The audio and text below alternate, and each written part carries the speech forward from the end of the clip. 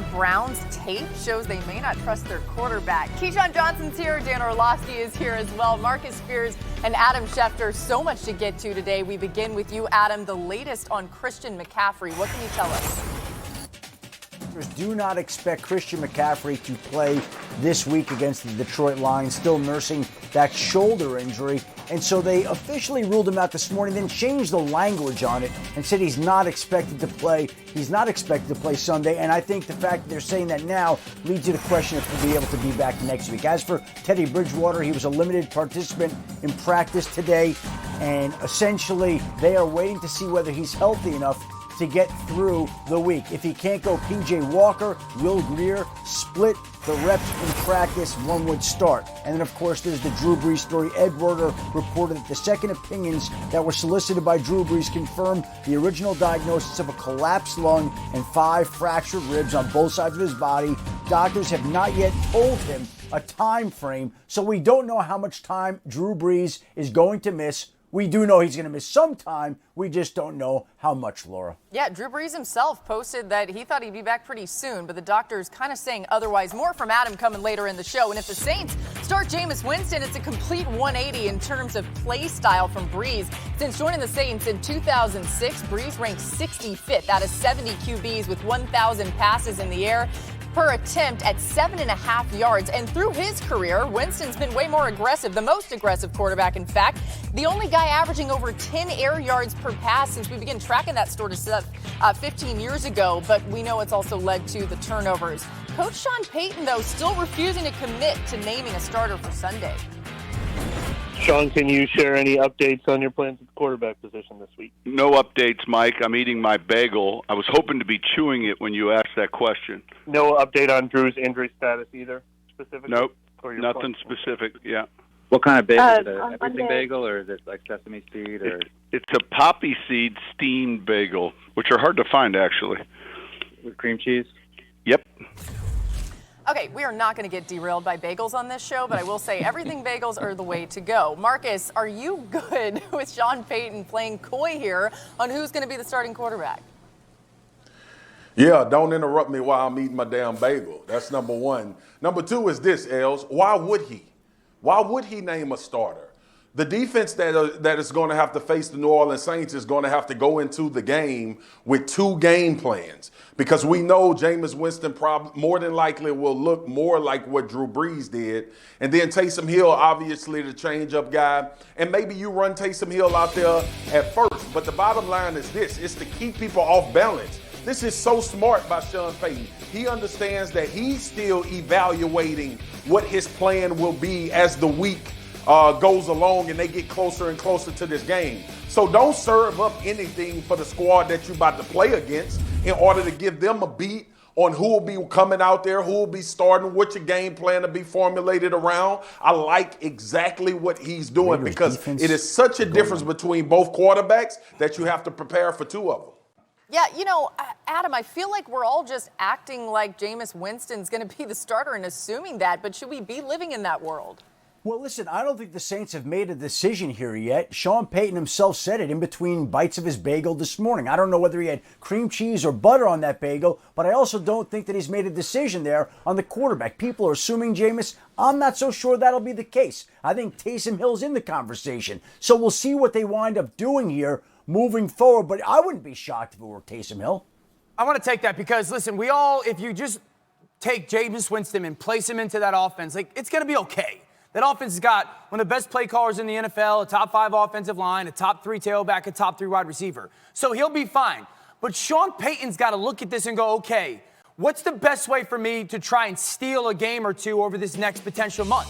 Let Taysom Hill start the game and go, okay, I'm going to get this package of 15 or 20 plays that we really haven't unveiled this season yet, that no one has seen us run, that no one's going to be prepared for. It could be a combination of, a traditional wildcat package, Lamar Jackson type of plays with the Ravens, Josh Allen with the Bills, Kyler Murray with the Cardinals. You can get a 15 or 20 play package to start the football game with Taysom Hill in, and then all of a sudden you could realize we're at 14-0. Because if you guys remember, when the wildcat came into the NFL, they were blowing out teams right away because teams had no idea how to stop that stuff. So I think Jameis is going to be the guy to take most of the snaps. Sean Payton, one of the more creative offensive minds in the NFL, he can get creative with Taysom Hill at quarterback to try and jump on teams and gather a lead. So I would not be shocked at all if Taysom Hill actually starts the game at quarterback. If he starts the game, fine. Okay, that's true. But you can be up 14, but you might get down 14 if things go the wrong way. So I think when you look at it, Jameis Winston's there for a reason. Sean Payton knows Jameis Winston from the division. He understands him. And you got to remember, what offense was Jameis in at Florida State? A very similar offense, pro-style, West Coast offense. So it's not a learning curve at all. And I think a lot of people look at Jameis' 30 interceptions. They look at that. I discount that 30 and bring it down to 20 because bad routes, drop balls by receivers, off the hands of receivers when he was at Tampa Bay. So you sit there and you go, okay, Sean knows that he's the guy. Yeah, you gave Taysom Hill a bunch of money to be a jack of all trades and not necessarily a master of none. But Jameis Winston's future is in Tampa. Sean knows this. I know Sean very well. He doesn't want to change what they do. Think about it last year. This was a conversation. Is it Teddy Bridgewater or is it Taysom Hill? Is it Teddy Bridgewater? He starts with Teddy. Teddy goes 5-0. Yes, Taysom Hill is going to get his touches. He's going to still be a part of the offense. There's no question about it. But Jameis Winston's the quarterback. Let's not make any mistakes. Yeah, now, listen, Marcus, I want to bring you back in, but I do want to point out that Keyshawn Johnson just sided with a quarterback and kind of ripped on some receivers there. Like, did anyone else pick up on that? Yeah, right. You got to be real when you're on these shows, man. You got to be a good guy. Making stuff up. There we go. Marcus, what else you want to add? Well, the first thing is this. When you think about where New Orleans is, and we're talking about what quarterback is going to start, the schedule is favorable. All you have to do is manage these next few games. We saw Teddy go up to Seattle, and we was like, yo, that might be a game they lose because Drew Brees is not playing. These games are very manageable. This is the litmus test for Jameis Winston. All right, you go face the Falcons, I think, twice in this stretch, potentially if Drew Brees is out for a long time. Like, go take care of business, use what the tools around you, and resurrect your career and get out of this offense.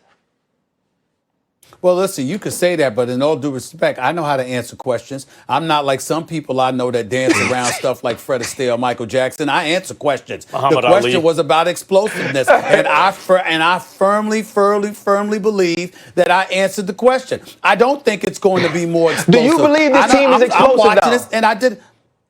Yeah, well, listen, I don't. I'm not saying that they don't have weapons, that they can't do some things, but what I'm saying is I'm comparing Brees to Jameis Winston. The absence of Brees, the advent of Jameis Winston, what is this offense going to look like? Is it going to look more of what we've seen from it with Drew Brees or less? And I'm saying less. Average yards per pass go up or down, Stephen A. I don't know how you can argue with that. That's not the question. It's not the question. More explosive, Ryan. I mean, you parse the words. I know English. You parse the words. More or less explosive. No, they're not going to be more explosive. Average yards per attempt. They're going to be less explosive. Is that average yards per attempt? Up or down, Stephen A. Average yards per attempt going to go up or down? What?